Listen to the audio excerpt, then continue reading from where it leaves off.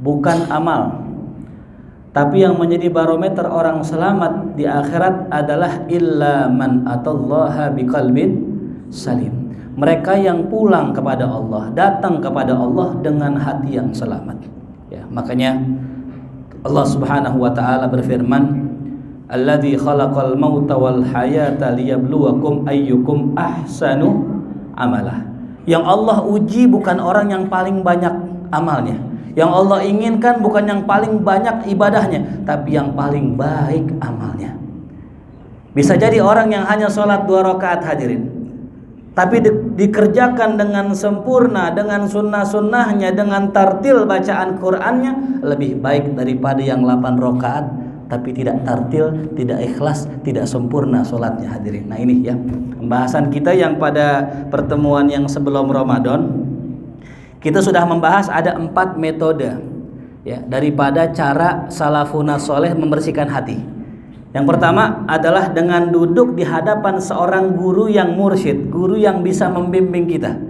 Karena tidak setiap guru mursyid, dan belum tentu seorang mursyid adalah seorang guru ya dalam tampilan luarnya. Nah itu sudah kita bahas kemarin. Cara untuk kita membersihkan hati, kita duduk di hadapan guru yang mengerti tentang masalah hati ya. Dan ini guru yang seperti ini modelnya sangat jarang. Karena tanpa dia itu mengenal jauh, dia hanya sekedar melihat dengan mata hatinya, terbukalah aib seseorang hadirin. Ya, nah, cuman model guru seperti ini langka adanya. Nah lalu yang kedua, kita bisa membersihkan hati, mencari tahu aib diri kita. Dengan apa? Ayat luba sodikon sodukon, mencari seorang teman soduk yang jujur perkataannya. Ini yang jarang ya. Kita kebanyakan punya teman sukanya menjilat, punya teman sukanya muji, punya teman sukanya cari muka sama kita. Biar apa? Biar bisnis lancar, biar urusan gampang, biar apa-apa dimudahin sama teman kita. Ini umumnya orang begitu. Makanya nggak heran kalau seandainya kita punya karyawan kita umumnya muji-muji kita. Kenapa? Karena pengen sesuatu dari kita. Tapi kalau orang yang jujur, yang ngomong apa adanya, yang berbicara tentang kekurangan kita di depan kita, itu yang langka hadirin. Karena yang biasa terjadi adalah orang membicarakan kekurangan kita di belakang kita hadirin. Dan itu berbahaya buat kita. Tapi kalau teman yang sejati, teman yang mesti kita cari, yang kita pertahankan adalah teman yang berbicara kekurangan kita di depan kita, tidak di depan orang lain hadirin. Itulah teman yang sejati. Dia lebih dulu menegur kita sebelum orang membicarakan aib diri kita hadirin. Tapi nyari yang teman yang begini susah. Kenapa? Kok kita punya teman umumnya muji-muji kita terus, jarang yang ngasih nasihat. Kenapa? Salah diri kita sendiri hadirin. Kita ini ya, mungkin ada orang yang pengen nasihatin kita, kemudian dinasihatin kita. Setelah dinasihatin kita, justru kita malah menolak. Ya, kan sering gitu tuh. Lu jangan begini, nggak bagus. Umumnya orang bilang apa? Sama orang yang nasihatin, lu juga begitu gitu kan? Begitu gak hadirin? Kayak lu nggak gitu aja, lu juga begitu juga. Nah ini yang sering begitu hadirin. Maka ketika kita sudah berlaku seperti itu, kita defensif dengan nasihat orang, maka orang pun akan segan, akan nggak mau lagi nasihatin kita hadirin. Tapi kalau kita terima, bahkan seperti Sayyidina Umar dikatakan di sini, beliau kalau dikasih tahu aib sama orang lain, beliau mendoakan orang yang memberitahu aibnya. Sebagaimana makalah yang masyhur, beliau mengatakan rahimallahu mura'an ahda ilayya uyubi, semoga Allah memberikan rahmat kepada seseorang yang ngasih tahu kekurangan saya. Tuh hadirin. Ya. Jadi kalau seandainya kita yang dikasih tahu aib sama orang lain, umumnya kalau orang-orang kita, bukan orang sini sih, orang sono sih, itu umumnya marah hadirin. Bahkan menentang, bahkan mengatakan yang sebaliknya. Contoh misalnya, udah dengar lu kadang-kadang suka malas ibadah, dikasih tahu begitu deh, dibalas hadir. Siapa yang ngomong tuh? Bilangin sama tuh orang, dia nggak tahu aja malam gua ngapain. Emang ngapain? Ya tidur. Gua ngapain tuh? Bahkan itu kayak gitu hadirin. Nah ini yang menyebabkan orang segan nasihatin kita hadirin. Nah, makanya tadi kita cari teman yang jujur. Yang kedua, basiron, yang cerdas. Ini yang jarang. Ya, kita nyari teman yang cerdas hadirin. Dikatakan dalam sebuah kisah, ada salah satu kisah luar biasa. Ada seseorang bergaul dengan seekor monyet. Ya, nggak ubahnya orang sekarang bergaul sama anjing, bergaul dengan kucing. Ini bergaul dengan monyet. Kalau kucing kan cuma dipiara-piara doang. Kalau monyet enak, hadirin, dia agak-agak mirip dengan manusia. Sampai mandi bareng monyet, ke hutan bareng monyet, ke kebun bareng monyet, ngapain aja bareng tuh monyet. Ini monyet sayang betul dengan ini majikan, ini tuannya. Sampai suatu ketika si tuannya sedang tidur di tengah hutan, ada seekor nyamuk hinggap di kepalanya si tuannya tadi, temannya si monyet. Si monyet sayang dengan ini orang, nggak pengen nih orang dihinggapi nyamuk. Itu monyet ambil batu, ya, yang cukup besar, dilempar ke kepalanya temannya itu. Untuk apa? Untuk mengusir nyamuk. Nyamuk pergi ya? Pergi. Cuman nyawanya juga ikut begitu. Akhirnya tuh orang meninggal itu. Saya mau tanya di situ. Si monyet sayang nggak sama temannya? Sayang. Peduli nggak sama temannya? Peduli. Cuman otaknya nggak ada. Itulah akibat kita bergaul dengan orang bodoh. Ya. Kita curhat sama teman kita. Ya, masalah istri. Istri aneh begini nih. Ini aneh, ada yang DM nih. Ada perempuan DM di Instagram aneh, katanya ngajakin kawin. Nggak apa-apa jadi yang kedua. Yang penting ya dikunjungin setiap hari, begitu katanya. Nih curhat sama temannya, temannya polos banget, bilang ke bini temannya itu. Akhirnya apa? Rumah tangganya berantakan. Mungkin maksudnya baik, mungkin niatnya baik, tapi tidak semua yang niatnya baik berjalan dengan baik. Ya. Makanya mencari teman yang cerdas itu sulit. Bahkan ada sebuah makalah, aduwun akilun, musuh yang cerdas, khairun min sahibin jahilin, lebih utama daripada punya teman tapi bodoh. Punya musuh cerdas lebih utama daripada punya teman bodoh. Ya. Kenapa? Karena musuh paling suka berbicara tentang kekurangan kita. Ya. Musuh kalau ngomong kekurangan kita, ya, itu nggak tanggung-tanggung hadirin. Kadang-kadang disebutin kalimat-kalimat kotor sama kita, kalimat-kalimat jelek sama kita, yang bikin kita tahu kekurangan kita apa. Sedangkan teman kita belum tentu bisa membaca kekurangan kita. Ya. Makanya diantara musuh yang cerdas yang dimiliki Rasulullah SAW adalah Sayyidina Khalid bin Walid radhiyallahu anhu. Khalid bin Walid radhiyallahu anhu itu musuhnya Rasulullah, cuman cerdas hadirin. Apa dampaknya punya musuh yang cerdas? Rasulullah ketika perang Uhud kalah hadirin. Lantaran apa? Lantaran strateginya Khalid bin Walid. Tapi subhanallah, berkat punya musuh yang pintar, Rasul jadi belajar banyak ilmu tentang peperangan hadirin. Setelah perang Uhud nggak ada lagi kekalahan buat Rasul SAW. Kenapa? Rasul di situ belajar dari musuh yang cerdas. Kekalahan Rasul di perang Uhud karena banyak para pemanah yang diletakkan di Jabal Rumat turun mengambil harta ghanimah. Itu karena kebodohannya. Kalau seandainya kaum muslimin waktu itu tidak mengambil ghanimah, tidak mengikuti hawa nafsunya, menang kaum muslimin. Cuman kalah gara-gara hawa nafsu. Kalah dengan musuh yang cerdas lebih baik daripada melawan musuh menang tapi musuhnya bodoh. Makanya para laki-laki paling segan berantem sama perempuan, paling segan nggak mau. Kenapa? Menang kalah jelek udah. Ya. Kalah jelek gak? Jelek. Menang jelek gak? Jelek. Ya. Ada sosial eksperimen, orang bikin sosial eksperimen, percobaan sosial. Itu ada perempuan, ya, ditampar sama laki-laki. Itu pasti orang-orang bela siapa? Perempuan. Giliran perempuan nampar laki-laki, satu pun nggak ada yang belain laki itu. Ya.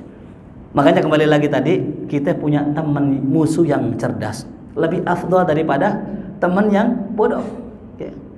Mohon maaf ya, kita sering terpancing emosi kita, sering kita salah paham dengan teman-teman kita gara-gara berteman sama orang bodoh. Teman orang bodoh itu nggak nyaring-nyaring omongan.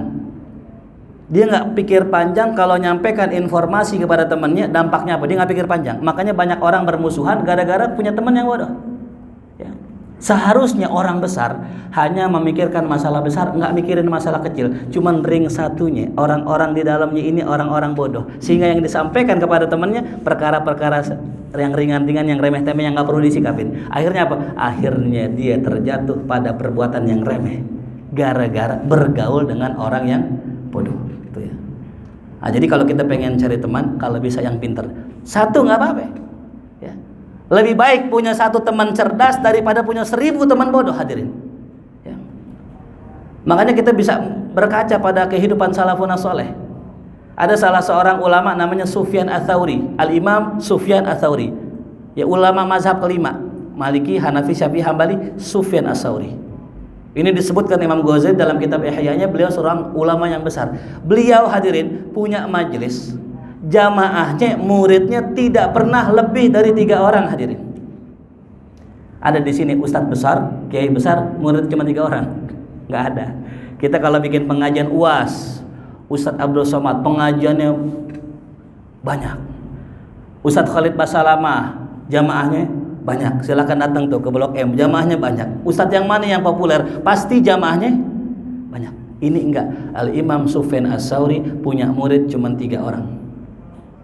Suatu hari dikisahkan ketika beliau pengajian di masjid, ya Allah alam saya lupa masjid apa, mungkin Masjidil Haram. Ketika sampai ke masjid, dia lihat jamaahnya sudah penuh, membeludak puluhan orang. Dengan tawaduknya beliau kabur dari itu majlis. Beliau nggak mau masuk tuh majlis karena takut dirinya ujub punya jamaah yang begitu banyak yang mencintai dirinya. Dia kabur. Tapi subhanallah, 3 orang ini, hadirin, itu jadi ulama besar semuanya, yang mewarisi semua keilmuan gurunya. Kenapa? Tadi ya. Lebih baik punya murid sedikit cuman pinter semua daripada punya banyak habaan manthura, seperti debu yang berterbangan, hadirin. Begitupun Syekh Khalil Bangkalan. Mungkin kalau kita orang Madura, kita pasti mengenal Syekhuna Khalil Bangkalan. Ya, ada orang Madura di sini. Ya. Itu beliau punya murid, gila, ada yang mengatakan hanya 30 orang, hadirin. Santrinya cuma berapa? 30. Pesantren kalau santrinya 30, kira-kira ini orang takjub gak sih? Kita kan kalau main ke pesantren, berapa kiai murid di sini? 20.000. 20.000 banyak. Ya, punya santri cuman 100 orang, sehari makan nasi berapa liter dimasak? 10 liter cukup? Kurang. Ini santrinya 20.000, itu tontonan tiap hari. Tapi kalau misalnya Syekhuna Khalil punya murid 30, orang akan menganggap remeh ini. Tapi jangan salah, 30 orang itu alim semua. Wakila ada yang mengatakan orang soleh wali min auliyaillah. Sampai salah satu muridnya Hadratus Syekh Kiai Haji Hashim Asy'ari, pendiri NU. Muridnya di antara muridnya juga Kiai Haji As'ad Syamsul Arifin, ya, yang di situ Bondo. Itu murid-muridnya. Biar kali muridnya dikit tapi jadi kiai semua. Ya. Makanya ini kita mazhab apa ini? Mazhab kuantitas apa mazhab kualitas? Kalau pengen mazhab kualitas, mempertahankan dikit nggak apa-apa, yang penting berkualitas. Teman dikit nggak apa-apa, cuman satu teman ini itu luar biasa kualitasnya. Makanya Nabi kita Muhammad SAW ketika sampai ke kota Madinah, yang Nabi bangun pertama adalah masjid. Pertama masjid. Yang kedua yang Nabi bangun adalah pasar. Yang ketiga yang Nabi bangun adalah ukhuwah, persaudaraan antara muhajirin dan ansar. Kenapa 3 ini? Karena itu begitu penting, hadirin. Saya punya teman ngaji saya cuma 4, hadirin. 4 biji. Ngaji ngaji ber-4. Saya, teman saya ber-3 nih. Cuman subhanallah, saya merasa teman yang 3 ini itu sangat-sangat bermanfaat buat kita. Saban kita susah, mereka bantu. Saban mereka susah, kita yang bantu. Saling tolong menolong, hadirin. Kalaupun ada salah, mereka tegur saya. Afwan Ustadz, kalau bisa ngajarnya jangan terlalu cepat, jamaah kurang paham. Oh ya, makasih, syukran. Besok saya ngajarnya pelan-pelan aja. Ada lagi, Ustadz kalau bisa ngajarnya jangan tinggi-tinggi, jamaah nggak paham. Istilahnya yang gampang-gampang aja, orang cerna. Oh ya, siap, syukran. Ustadz, ini anak antum sakit ya, ini anak transfer ya. Oh ya, syukran. Begitu, hadirin. Berteman cuma 4 orang, hadirin. Cuman kualitasnya luar biasa. Ini lebih afdol daripada punya temen ya di grup ada 500 orang, cuman giliran susah kagak ada satupun yang nolongin kita. Ya Allah, udah bikin status ya, statusnya emoticon sedih. Kan kalau orang biasa kan peduli kan ada yang japri kan ya. Ustadz bikin emoticon sedih, jamaah nanya, Ustadz kenapa? Tuh. Lah kita jamaah nih bikin emoticon sedih, ada gak yang nanyain? Kadang-kadang ada yang begini, biar rasa gitu, biar rasain tuh kan gitu. Nauzubillah. Nah ini, jadi sebenarnya hakikatnya teman kita itu yang datang ketika kita lagi susah, hadirin. Cuman kebanyakan orang yang datang ke kita, kitanya lagi seneng. Abis gusuran aja dah, teman pada ngerubungin kita kayak lara ngerubungin lampu. Betul. Lagi kaya nih, lagi banyak gusuran, tahu-tahu aja ada yang japri. Tuh. Apalagi kita bikin status nih, alhamdulillah akhirnya tanah warisan abah kejual juga. Langsung tuh japri. Ya, Assalamualaikum bang, minjem gopek dong gitu. Ya Allah ya Karim. Giliran kita susah, hadirin ya, satu pun nggak ada yang mau deketin kita. Hati laler aja ogah main sama kita itu. Saking begitu susahnya, hadirin. Nah makanya tadi pertahankan mazhab kualitas. Cari satu orang teman yang bisa nasihatin kita, itu lebih afdol daripada punya banyak teman tapi nggak berani nasihatin kita, ngasih tahu kekurangan kita, hadirin. Kita nih hadirin kadang, kata Habib Ali Al-Jufri, beliau pernah mengatakan gini, orang kalau dinasihatin itu suka marah, hadirin. Bener gak? Siapa aja dah pokoknya. Makanya di antara ciri anak durhaka kepada orang tua takut nasihatin anak. Nauzubillah. Kita nih sebagai orang tua nih, mungkin para hadirin ada yang punya anak udah dewasa, udah kuliah, udah kerja. Pernah nggak sekali waktu kita takut nasihatin anak? Mau nasihatin anak nih, cuman takut-takutan kita. Takut dia sakit hati, takut dia marah. Berarti indikasi itu anak durhaka. Kenapa? Karena anak yang soleh itu nggak pernah ngelawan orang tuanya, sehingga orang tua nggak perlu takut ngasih nasihat ke anaknya. Kalau orang tuanya aja udah takut ngasih nasihat, terus siapa lagi yang mau ngasih nasihat ke dia? Ini hadirin ya. Jadi kalau kita dikasih nasihat sama orang, umumnya marah. Umumnya orang. Saya pernah suatu hari hadirin lagi sholat jamaah nih, tiba-tiba ada orang tua di sebelah saya, mungkin usianya udah 60 ke atas, udah putih semua rambutnya. Softnya agak mundur sedikit, hadirin.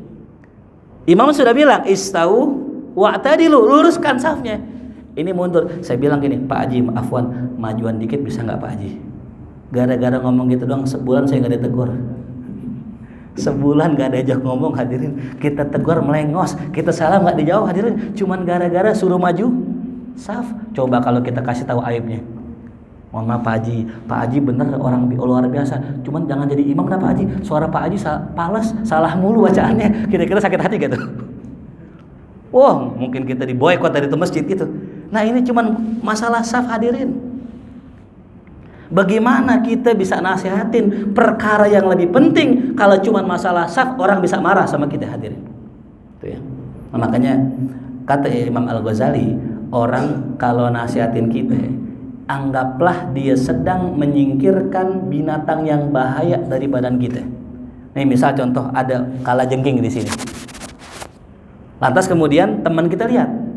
Kira-kira nih teman kita yang lihat kalajengking di sini bilanginnya pelan-pelan apa kencang-kencang? Mohon maaf, Bapak, di belakang Bapak ada itu tuh kalajengking, keburu digigit. Pasti kalau orang lihat begitu langsung refleks ditabok pundaknya. Pak. Setelah kita ditabok pundak kita, marah nggak sama dia?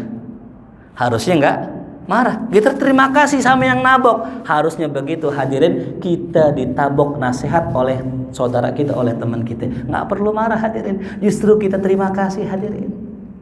Bahkan Al-Imam Hasan Al-Basri suatu hari beliau mendengar ada omongan jelek tentang dirinya disampaikan oleh pembantunya. Wahai tuan, tetangga kita tuh si fulan ngomongin antum. Ngomongin apa? Ngomongin begini. Oh, ngejelekin dia. Tolong engkau bungkusin tuh di keranjang itu, masukin korma, kirimkan kepada orang yang mencela saya, bilang terima kasih karena telah menghadiahi saya pahala. Subhanallah. Ya. Kemudian berangkat nih, ya, berangkat. Membawa korma tadi, dikasih orang yang mencela Hasan Al-Basri. Kaget dia. Ya, kaget.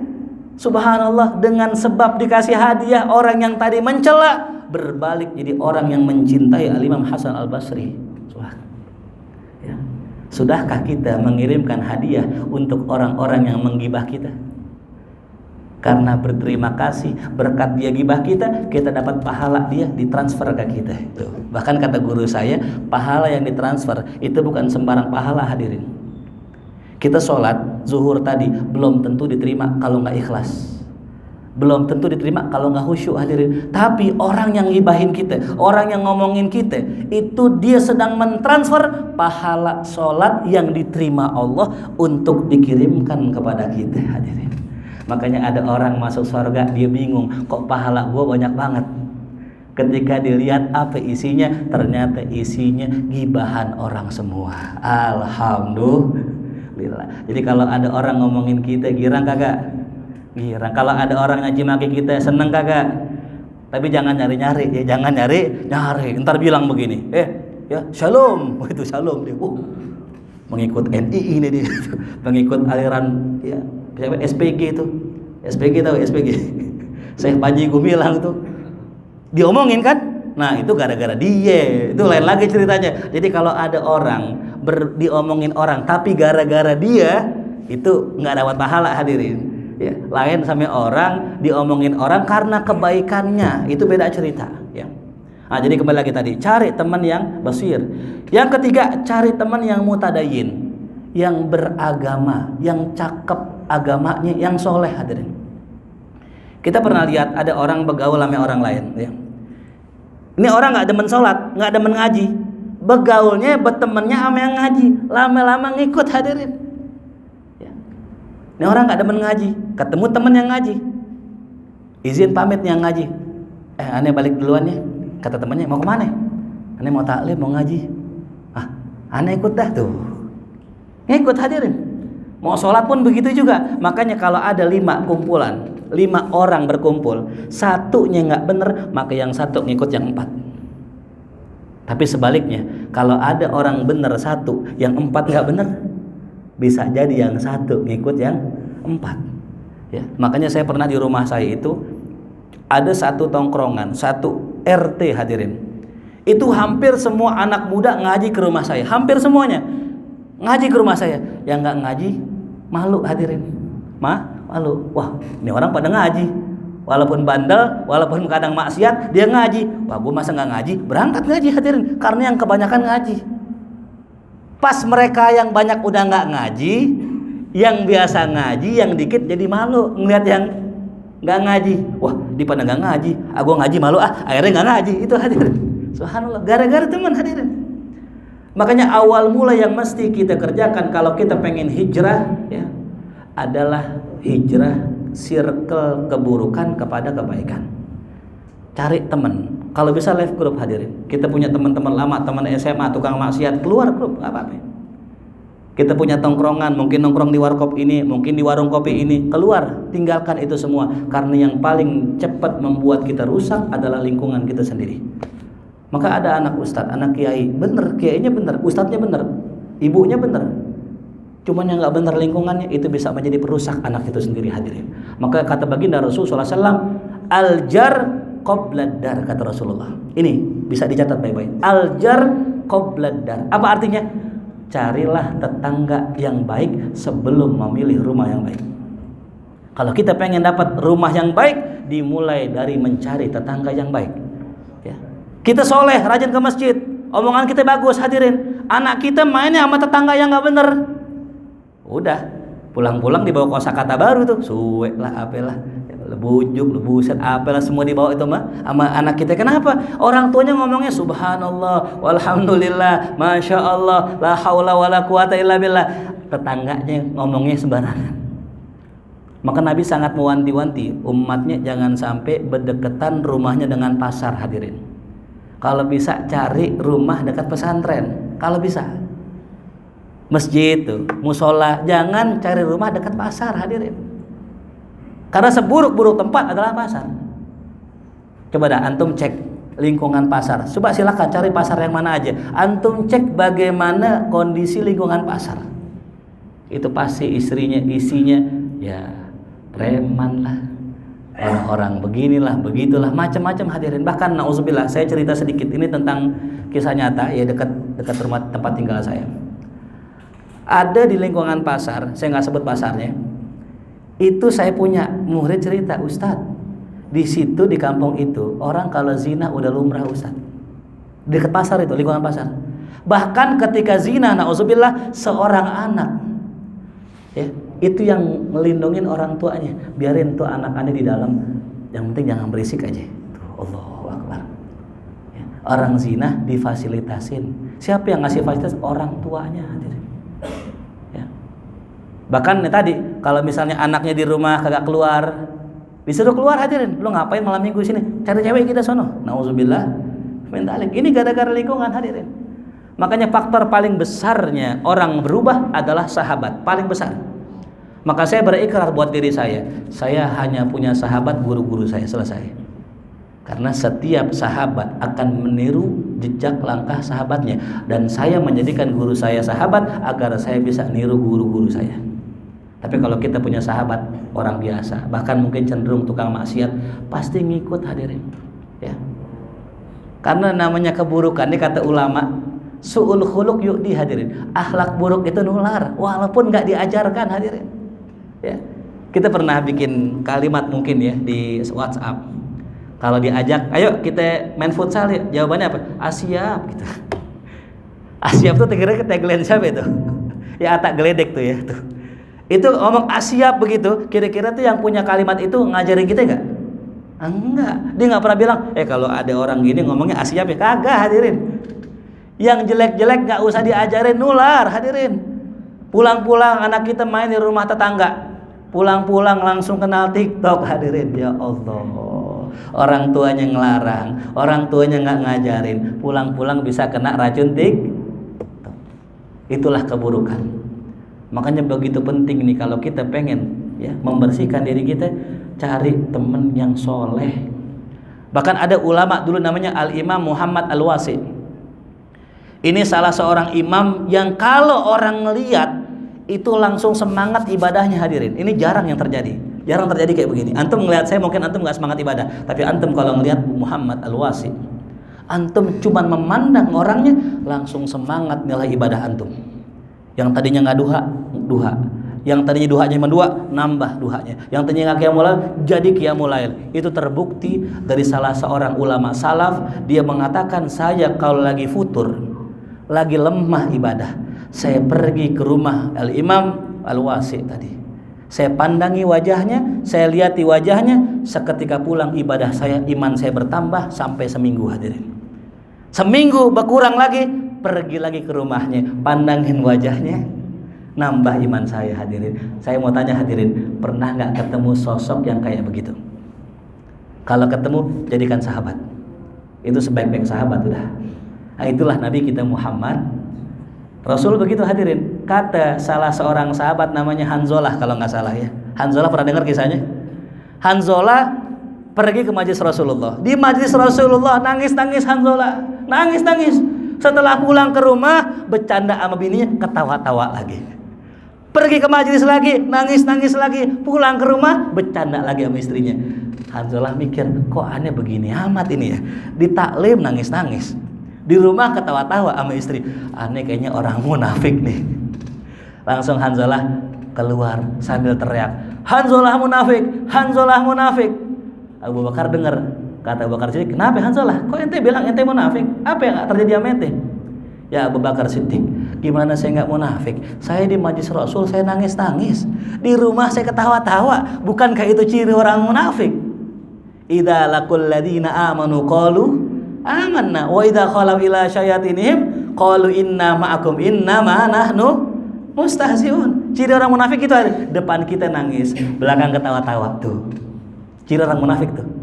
Ya, ketemu temannya lagi sedih, nangis dia. Ketemu temannya lagi ketawa. Kan aneh ya.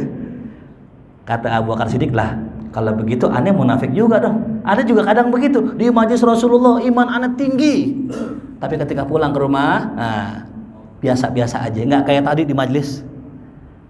Nanya lah ini berdua ke Rasul sallallahu alaihi wasallam. Ya Rasulullah, kami pengen tanya ya Rasul. Ya Rasul, kenapa ya? Kalau kami bersama engkau, iman kami tinggi banget ya Rasul. Seakan-akan kami melihat akhirat ya Rasulullah. Tapi kenapa ketika kami pulang ke rumah, kami biasa-biasa aja, gak seperti di majlis tadi. Nah itu, kata Rasul ya, yang namanya ya orang itu sa'ah fasa'ah. Ya. Ada masa-masanya.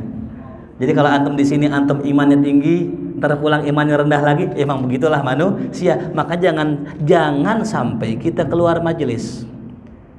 Ya. Kalau dalam hadis itu ada 7 orang laki-laki yang mana dapat naungan Allah, qalbuhu mu'allakun fil masajid. Hatinya selalu terkait dengan masjid. Artinya apa? Dia nggak pernah keluar dari masjid, hatinya. Badannya keluar, hatinya enggak. Itu yang selamat. Nah, makanya tadi kalau kita punya teman yang soleh, yang kalau kita pandang ibadah kita bertambah, nah, itu ciri teman yang paling baik. Dan itulah ciri wali-wali Allah. Sebagaimana dalam hadis, ya, siapa itu wali Allah? Man idza ru'u dzukirallah. Orang yang kalau kita pandang wajahnya bertambah kita ingat sama Allah Subhanahu wa taala. Pertanyaannya, sudah punya belum orang yang kayak begitu? Cari hadirin, cari. Kita bisa nyari istri yang solehah, kita cari, kita udak-udak untuk akhirat kita. Kenapa kita nggak mencari sosok guru yang kalau kita pandang kita ingat sama Allah? Itu karena jangankan ilmunya hadirin, pandangannya berbicara hadirin, gerak tubuhnya ilmu, diamnya zikir, hidupnya pelajaran buat kita. Bagaimana kalau dia berbicara hadirin? Ya, jujur saya pun sama, saya juga alhamdulillah punya guru-guru yang seperti itu dan sudah ketemu. Tinggal bagaimana saya istiqomah duduk bersama mereka. Kalau bisa siang dan malam, wasbir nafsaka ma'al ladzina yad'una rabbahum bil ghadati wal 'ashyi yuriduna wajha wa la ta'du 'ainaka 'anhum. Ya. Dan sabarlah dirimu duduk bersama orang-orang yang senantiasa munajat sama Allah, hatinya terus koneksi sama Allah. Sabar udah. Apa mana sabar? Udah duduk aja di situ, sabar. Ya. Kalaupun kita mesti keluar, hati kita jangan keluar dari majlis orang tersebut, agar kita senantiasa terkoneksi dengan Allah Subhanahu wa ta'ala. Jadi tadi diantara cara kita membersihkan hati, kita cari teman yang soleh, cari teman yang cerdas, cari teman kalau bisa yang dekat sama Allah Subhanahu wa ta'ala. Agar apa? Agar dia bisa jadi korektor buat kita, agar dia bisa jadi penyeimbang diri kita, agar dia bisa menjadi penasehat buat kita, karena penasehat ini penting hadirin. Ya. Nah, jadi selain guru ya yang bisa kita jadikan media untuk kita membersihkan hati, teman juga bisa. Tapi dengan syarat tadi temannya jujur, dia itu apa tadi? Sodik ya, jujur, kemudian dia cerdas, dan dia itu memiliki agama yang bagus. Itulah 3 ciri teman yang bisa menyampaikan kita kepada Allah Subhanahu wa taala. Mudah-mudahan dengan ilmu yang singkat ini kita bisa semakin dekat kepada Allah Subhanahu wa taala. Mudah-mudahan dengan barokah para alim ulama, guru-guru kita semakin tertuntun hidup kita agar kita bisa terus terarah ke jalan Shiratal Mustaqim. Mudah-mudahan kita semua yang punya dosa Allah ampuni dosa-dosa kita, yang punya kesalahan Allah maafkan kesalahan kita, yang punya keadaan buruk Allah rubah keadaan kita dengan sebaik-baiknya keadaan. Allah jadikan anak-anak kita anak-anak yang soleh-soleha. Allah jadikan istri kita istri yang solehah, keluarga kita keluarga yang sakinah mawaddah warahmah. Ala hadhihi niyyah al-Fatihah. A'udzubillahi minasyaitonir rajim. Bismillahirrahmanirrahim. Alhamdulillahirabbil alamin. Arrahmanirrahim. Maliki yaumiddin. Iyyaka na'budu wa iyyaka nasta'in. Ihdinas siratal mustaqim. Siratal ladzina an'amta 'alaihim ghairil maghdubi 'alaihim waladdallin. Amin. Allah bihaqqil Fatihah wa bisirril Fatihah karamatil Fatihah. Iftah lana abwabal khair wa khtim lana bil khair waj'alna wal hadirina min ahsani ahli الخير اللهم انفعنا بما علمتنا وعلمنا ما ينفعنا وارزقنا علوما تنفعنا في الدين والدنيا والآخرة ربنا آتنا في الدنيا حسنة وفي الآخرة حسنة وقنا عذاب النار صلى الله على سيدنا محمد وآله وسلم والحمد لله رب العالمين. Terima kasih. Assalamualaikum warahmatullahi wabarakatuh.